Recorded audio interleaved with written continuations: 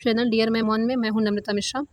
UP junior edit का जो मामला था कितना पेचीदा हो जा रहा है, इस सब की खबर तो आपको मिल ही चुकी है। इसके साथ आपको बहुत सारी अफ़वाह भी मिल रही है कि ये वैकेंसी रद्द होने वाली है, वैकेंसी की जांच होने वाली है, अब ये वैकेंसी नहीं होगी। दुनिया भर की तमाम न्यूज़ें जो आप बार-बार मुझसे पूछ रही हैं, कितनी गर्ल्स आप बार-बार पूछ रही हैं घबरा कर कि मैम क्या ये वैकेंसी क्लियर नहीं होगी, रद्द होने वाली है? तो ऐसा कुछ नहीं है कि वैकेंसी रद्द होने वाली है। आप लोग जो न्यूज़ की कटिंग देखें, उसके शब्दों को समझिए, उस शब्द में क्या लिखा हुआ है। बाकी हम लोग बहुत अनलकी तो हैं ही इस मामले में, हम ही क्या जितने भी सरकारी नौकरी की तैयारी कर रहे हैं, मैं मेहनत करने वालों को सभी को अनलकी ही मानूँगी। उनका दुर्भाग्य है कि उनकी वैकेंसी को क्लियर होने में 4 से 5 साल लग जाता है और हम नहीं चाहते कि हमारी वैकेंसी भी उस चीज़ के लाइन में आ जाए कि हमारी वैकेंसी भी 4 साल से 5 साल लग जाएँ इसको क्लियर होने में।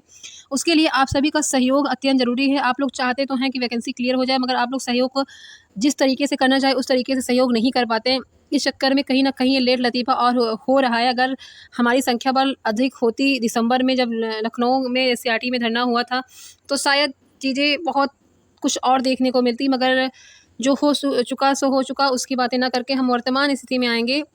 अब देखिए, अब ताला खोलने के लिए भी समिति का गठन किया गया है। आप सोच लीजिए कि गवर्नमेंट की मंशा क्या है। देखिए, मंशा तो उनकी है, इसमें मैं मानती हूँ कि भर्ती को लेट लतीफ़ा करने की।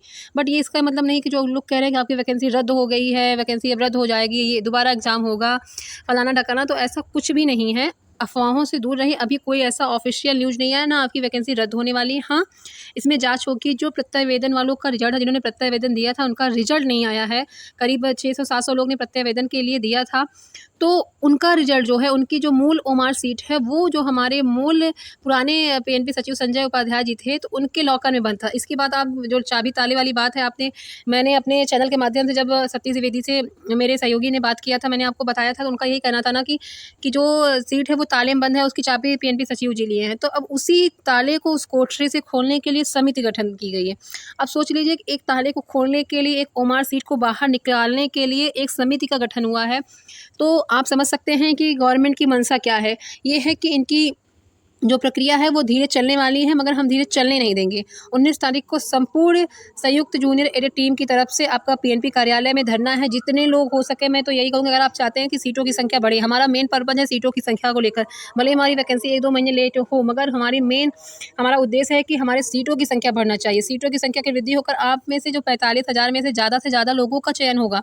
अगर आप चाहते हैं, अगर आपका देखिए, अगर मैं जनरल वालों को कह रही हूँ, अगर जनरल वाले 70 प्लस हैं, तो आप सभी लोग पीएनपी कार्यालय में आइए। अगर आपकी संख्या बल हमारी संख्या बल अधिक रहेगी, तभी इसका रिजल्ट इसका आपको अच्छा देखने को मिलेगा, सीटों की संख्या वृद्धि होगी। बाकी जितने भी ओबीसी, एससी, एसटी में आते हैं, आपकी भी अगर 68-67 ऐसे करके है, मेरिट गुणांक आ रहे हैं, तो आप भी 67 वाले भी वहाँ पहुँचे, आप लोग का निश्चित ही होगा चयन। आप लोग ये क्यों बार-बार कहते हैं कि सिर्फ़ 80 गुणांक वालों, 75 प्लस गुणांक वालों का ही होगा? ऐसा नहीं है, सिर्फ़ 6 से 700 लोग ही हैं, जिनका 75 या 74 प्लस है।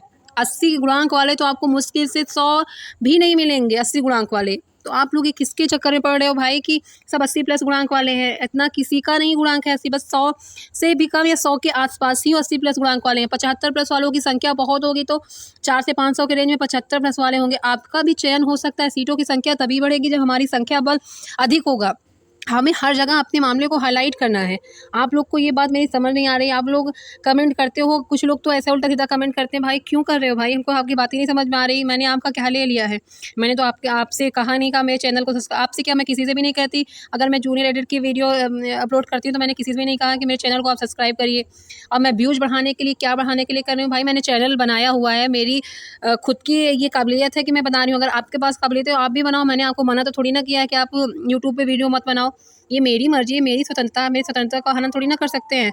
बाकी छोड़िए, ऐसे अराजक तत्वों से तो दूर ही रहना चाहिए। बाकी जो डियर मेहमान को सपोर्ट करते हैं, उनको तहे दिल से शुक्रिया। बाकी 19 को आखिरी धरना है, इसमें ये समझ लीजिए आर-पार की लड़ाई है। बैनर, हमारा सबसे बड़ा बैनर का उद्देश्य यही है, हमारे धरने का उद्देश्य यही, सीटों की संख्या 6000 प्लस होनी चाहिए।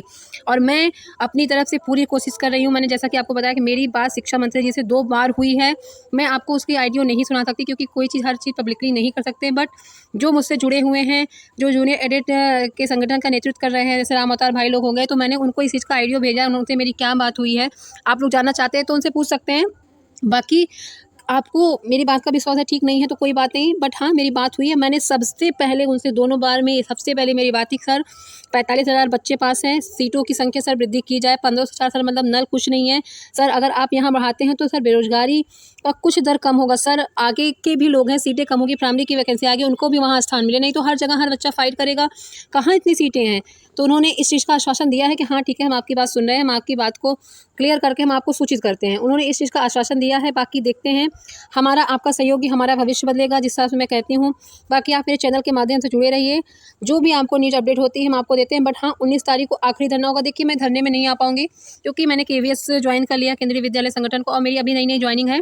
मैं धरने में 2 बजे के बाद आ पाऊँगा। धरना आपका चलता है 2 बजे के बाद, क्योंकि मेरी बात हो चुकी है। बाकी मैं जितना हो सकता है अपनी तरफ से जिस माध्यम से मैं मदद कर दूँगी। बाकी अगर 2 बजे के बाद भी धरना रहता है तो मैं श्योरिटी आपको 110% इसकी गारंटी देती हूँ कि मैं 2 बजे के बाद अपने स्कूल से डायरेक्ट मैं जहाँ पीएनबी कार्यालय पे धरना होगा मैं वहाँ पे उपस्थित हो जाऊँगी। 3 बजे तक मैं वहाँ उपस्थित दिखूँगी, अगर धरना उस टाइम तक चलता है तो। क्योंकि मेरी नई-नई जॉइनिंग है तो मुझे अभी छुट्टी नहीं मिल पाएगी, इसलिए मैं छुट्टी ले भी नहीं पा सकती। बट हाँ, मैं 2 बजे के बाद मेरी छुट्टी होती है तो मैं 3 साढ़े 3 भी नहीं तो मैं 3 बजे तक वहाँ पहुँच जाऊँगी पीएनपी कार्यालय। बाकी आप आइए, अपना साथ दीजिए। अगर आप चाहते हैं कि आपकी इस वैकेंसी में भी एक सीट आपकी सुनिश्चित हो तो आप सीटों की संख्या वृद्धि के लिए पीएनपी कार्यालय 19 को आइए। तब तक के लिए धन्यवाद।